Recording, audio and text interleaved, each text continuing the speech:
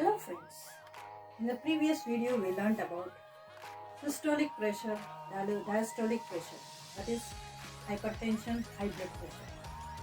This is Veena and you are watching Veena's Educate.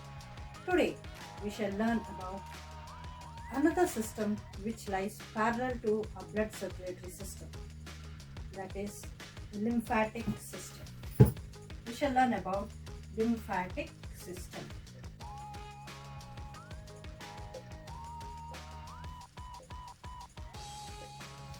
The lymphatic system.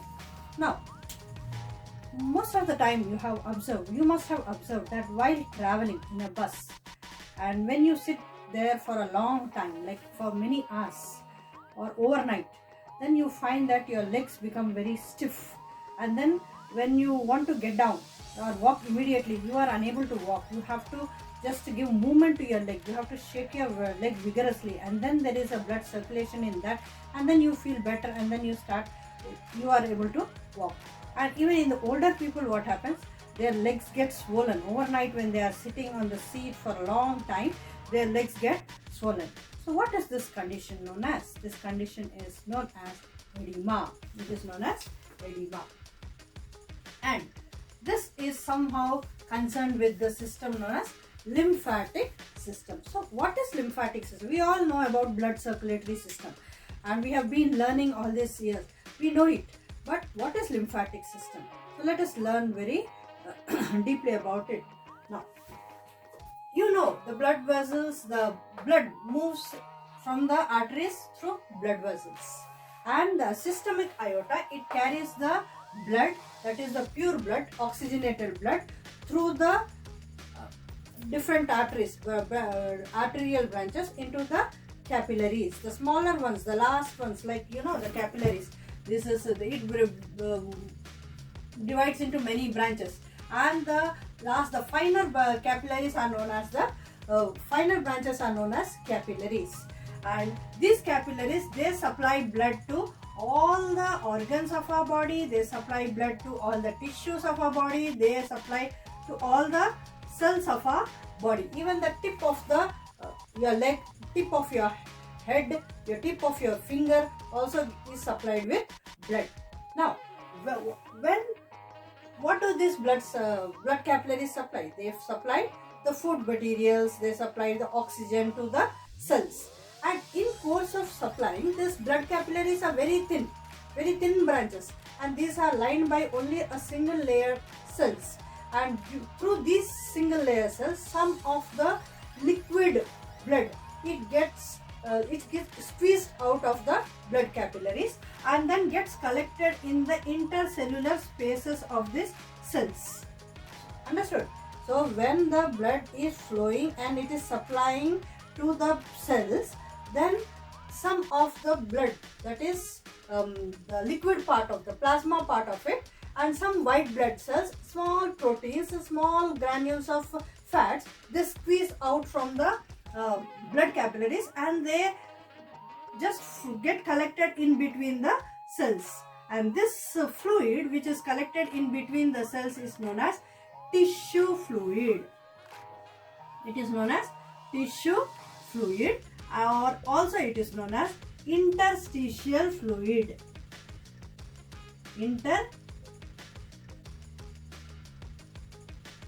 Interstitial fluid. Okay, and because it is collected outside the cells, it's also known as extracellular fluid. Now, this extracellular fluid or this tissue fluid which has been leaked out of the blood capillaries in between the cell spaces, these get again collected back into the venules. Now, the smaller branches of the veins, you know how blood is carried away from the cells back to the heart through the veins. So the smaller capillaries of the small branches of the veins are known as venules. So through these venules, again this extracellular fluid is carried away and then collected to supply to the veins, and from the main vein it comes back to the heart for purification. But what happens is, all the tissue fluid does not go back into the venules. Some of the tissue fluid remains back in between the cells. Understood? If it is, suppose you say it is 20% of the fluid got collected between the cells. Then from then nearly 17% of it goes back into the venules. Through the venules it goes into the veins. But there's just 3% or 2% still left out. This gets collected in between the cells. This also has to be removed from the cells. It has to be cleared from the cells. And for this clear, and if it is not cleared, then you see, in the beginning I told you the legs get swollen or the water gets collected there, so that's why the legs get swollen. So it is not good for the body. It has to be collected and sent back again to the veins. For this we have a separate system, and this system is known as the lymphatic system. It goes parallel to our blood circulatory system.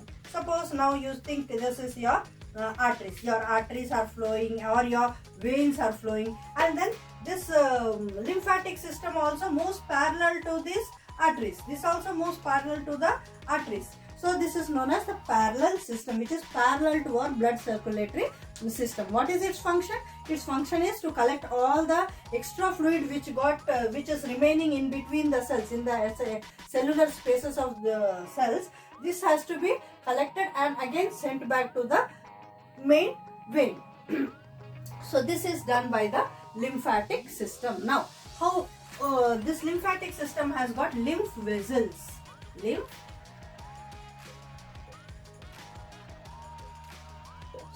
This lymph which is between the cellular spaces, it gets collected by the smaller lymph capillaries, and from the lymph capillaries it is sent to the lymph vessels, and this lymph vessels again gets connected to the main lymph duct, and this lymph duct again it gets connected to the main vein, and from the main vein it goes into the heart for purification. Now this suppose the body is suffering from any infection. If the body is suffering from infection, then this extracellular fluid also has some bacteria. It also has some virus or bacteria inside it, along with that small protein molecules, small fat molecules, and some white blood cells and the plasma. Along with it, bacteria also is there. And you already learnt in your 9th class, you have learnt that the white blood cells, they also have the lymphocytes which will kill the bacteria. So one of the organ of this lymph is nothing but this lymph is also having lymphocytes in it, which will kill the bacteria. So when this bacteria is collected by the lymph vessels, this lymph vessels also has got lymphocytes which will kill this bacteria. And you can see in this diagram I have drawn here, this is the lymphatic system of a body, and you can see in some places I have drawn some dark spots. So these dark spots are nothing but the lymph nodes. In this lymph nodes, you have this lymphocytes. These lymphocytes will kill the bacteria here, and then the lymph is again transferred to the main vein through the lymphatic duct. You can see in certain places there are a lot of lymph nodes, lymphocytes here, so that they kill the bacteria. And not only that, there are few lymph organs also in our body. The lymph organs are like, we have in this above the stomach we have an organ known as spleen. This spleen also is an organ where the lymph is collected, and there if there are any bacteria or anything, the lymphocytes will kill. It will filter that, and then it will send it back to the lymphatic system. Then we also have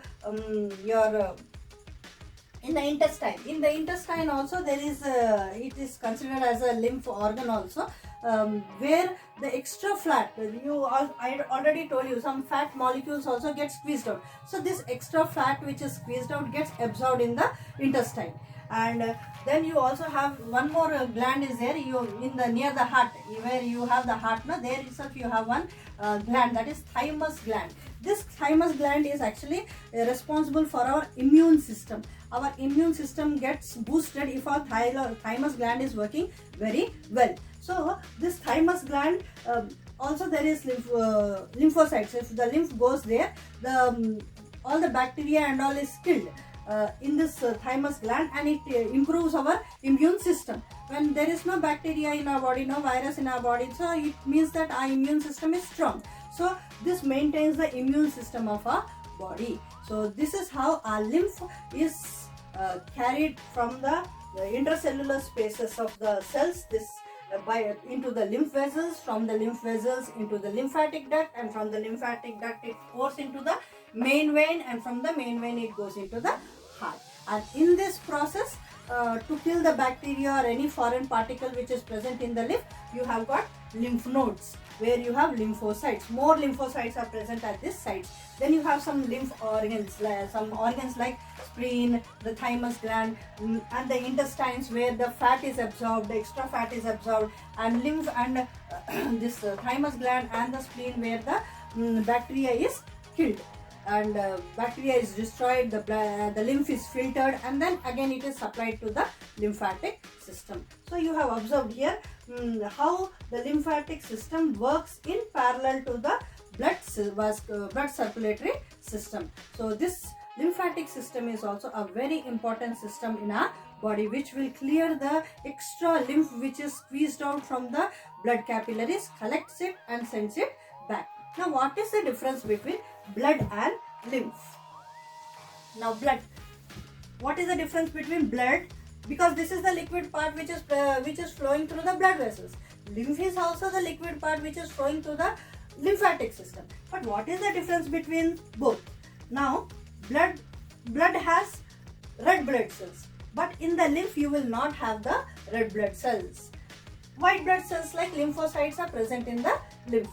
Okay, and both the blood vascular system, that is the veins, from the cells, from the tissues, the blood is carried by the veins to the heart. It is going in opposite direction. It is going from the legs upward. It is going to your heart, that is your upper thoracic cavity. And then the lymph also is carrying the lymph from the lower parts of your body. It has to go against gravity. So the walls and the lymph, that is the veins and the lymphs, both have got walls. These walls, what they do is, they do not allow the backflow of the blood or the lymph go back. They allow the lymph and blood to move in one direction. So the veins and the lymph vessels, they both have valves in them, which will prevent the backflow of the blood or the lymph, because they have to go against gravitation. They have to move upwards. They have to move from down to up. So they have to move against gravity. That is why they both have walls. And lymph and blood is different. Both are different. This blood is having the red blood cells and it is having bigger protein molecules, bigger fat molecules, whereas lymph is not having blood vessels, but it is having the liquid part, that is the plasma, and it is having very small protein molecules and small fat molecules and WBC'S, that is the lymphocytes. Okay, so hope you all have understood about this lymphatic system, which is very important in our body. And if the lymph is not cleared, in the beginning I told you, the older people will have swelling in their leg because of the accumulation of water and lymph in their legs, and the younger people, because they are young, their legs become stiff, and only when they move their legs, give movement to their legs, again their legs will find the movement. And one more point I would like to tell you here is the lymphatic system.